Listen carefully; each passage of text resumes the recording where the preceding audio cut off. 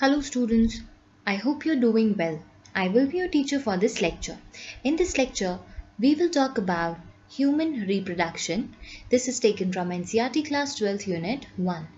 In this lecture, we will specifically talk about pregnancy and embryonic development. तो देखें, इस topic में हम प्रेगनेंसी एंड एम्ब्रियोनिक डेवलपमेंट के बारे में बात करने वाले हैं. सो अब देखो, अब प्रेगनेंसी में क्या क्या चेंजेस आएंगे. तो very important point that is after implantation, जैसे ही इम्प्लांटेशन आपकी बॉडी में, इम्प्लांटेशन फीमेल के बॉडी में कंप्लीट हुआ, राइट? तो क्या होगा after implantation? Finger like projections. कैसे? Finger like projections appear on the trophoblast. Finger like projections appear on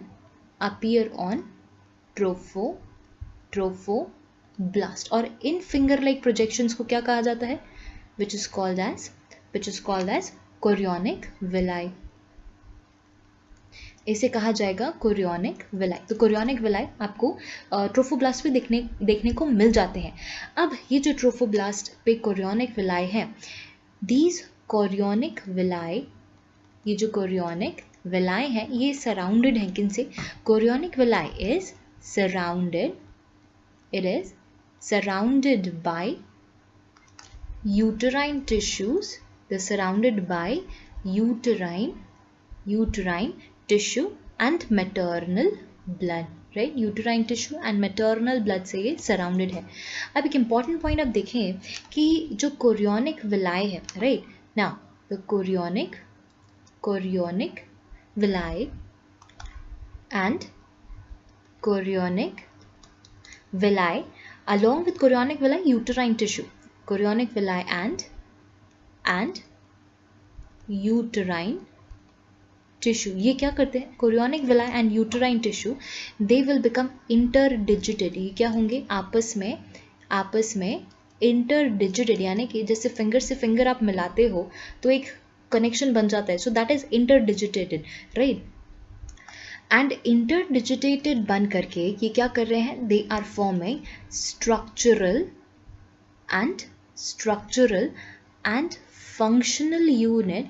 structural and functional किसके बीच में? मदर एंड फीटस के बीच में, जिसे कहा जाता है प्लेसेंटा. ये क्या बना रहे हैं? प्लेसेंटा बना रहे हैं. तो uterine tissue and chorionic villi से प्लेसेंटा का फॉर्मेशन होता है. अब प्लेसेंटा क्या है? प्लेसेंटा इज ये एक कनेक्शन है मदर एंड फीटस के बीच में. Now the placenta is connected to the embryo. Placenta is connected to the embryo. किसके थ्रू कनेक्टेड है? is connected to the embryo through the umbilical cord. ये किसके थ्रू कनेक्टेड है? ये कनेक्टेड है थ्रू दी umbilical cord के through. ठीक है. अब इसका फंक्शन क्या है? तो आप देखो, इसका फंक्शन है कि इट इज रिस्पॉन्सिबल फॉर, या it facilitates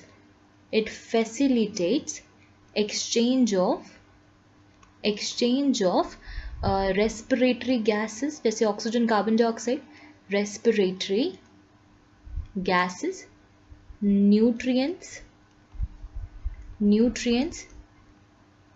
waste products between mother and fetus, right? between mother and fetus. तो ये इन सब सब्सटेंसेस को एक्सचेंज करने का काम करता है. Now after this there are so many other organs जो कि एंडोक्राइन ग्लैंड की तरह बिहेव करना स्टार्ट करते हैं.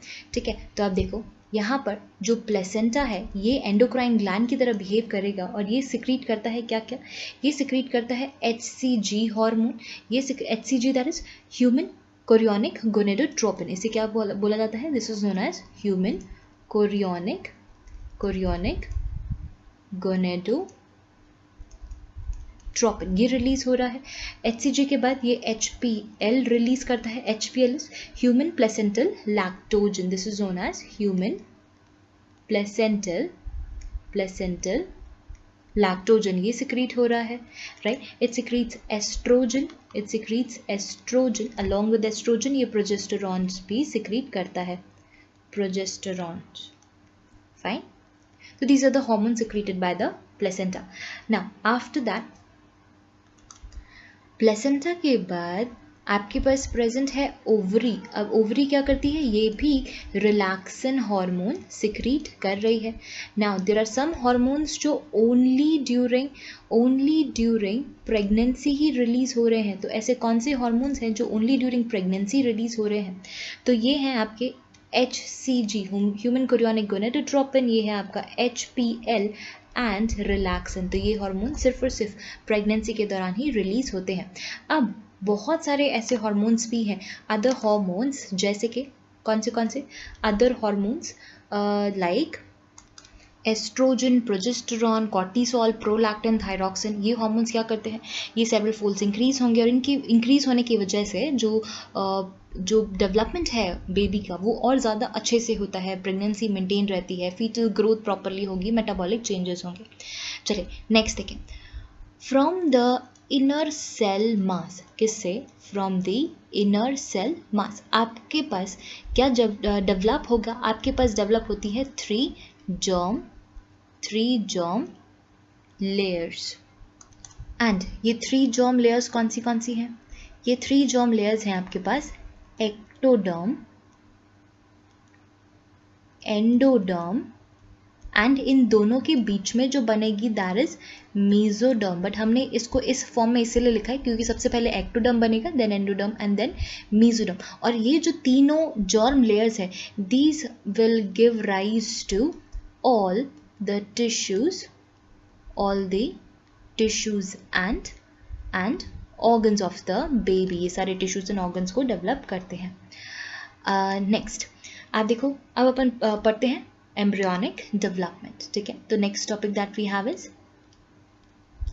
embryonic development. तो embryonic development में सबसे पहले आप देखो, during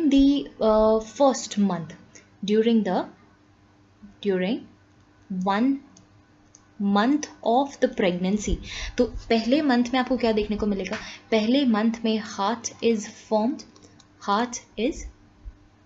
formed and first sign of growing fetus, that is आपको यहाँ पर heart beat सुनने को मिलती है. आप सेकेंड मंथ देखो, by the end of second month. तो सेकेंड मंथ के एंड में the fetus will develop limbs and digits. limbs, हाथ पैर and fingers का डेवलपमेंट स्टार्ट हो जाता है.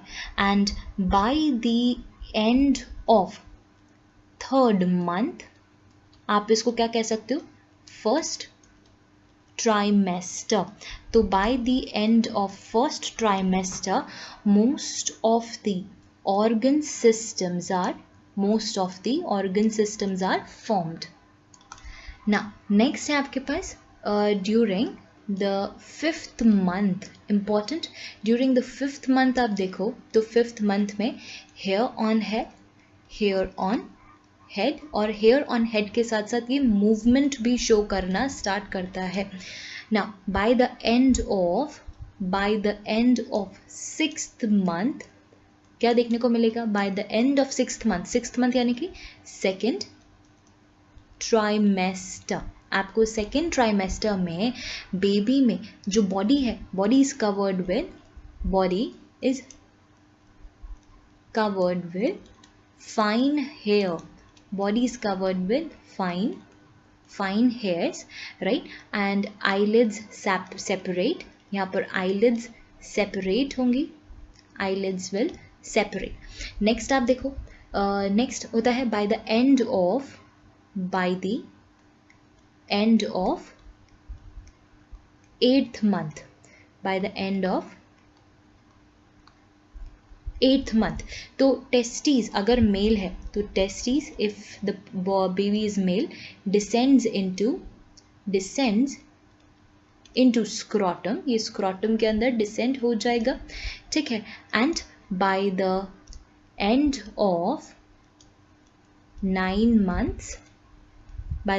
9 months the fetus is completely developed and it is ready to be delivered. Deliver करने के लिए जो बेबी है वो रेडी हो चुका है. तो ये सारे स्टेप्स होते हैं in the 9 months. I hope you understood the explanation. Thank you.